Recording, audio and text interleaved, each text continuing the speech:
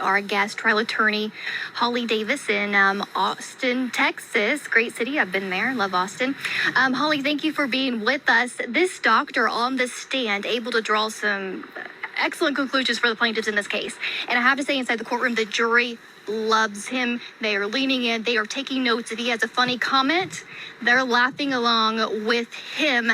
That's going to be huge for this case for them, right? Absolutely. The role of this type of witness is to help educate the jurors who are just everyday citizens about these complicated medical conditions. And that's not an easy task. A lot of times us lawyers overly complicate things when we're asking questions.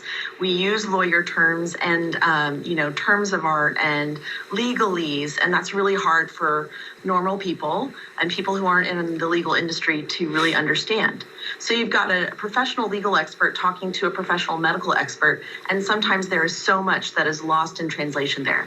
This expert has been well trained, well coached. He is obviously very intelligent, and one of the best traits of an expert witness like this doctor is to be able to take a very complicated topic and explain it in very simple terms. And the reason why the plaintiffs want to do that is because it's very important for the jury to see that Maya's diagnosis was not made up. It was the product of very, very thoughtful medical analyses by a medical professional and a doctor.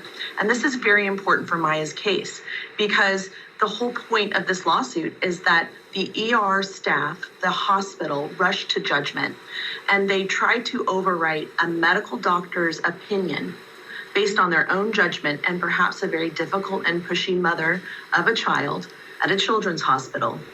And that judgment and what happened and ensued afterwards is the problem and caused the harm, and therefore is the basis of the lawsuit. So getting this medical expert up on the stand, having him describe objectively that this was not made up, that this could not be made up, that these lesions on this child's forehead were not created by Munchausen syndrome by proxy, is critical to the plaintiff's case. And that he's likable, funny, articulate, and human is even better. Yeah, well said. All right, Holly Davis, sum of that up for us. Let's get back in. The sidebar has broken up.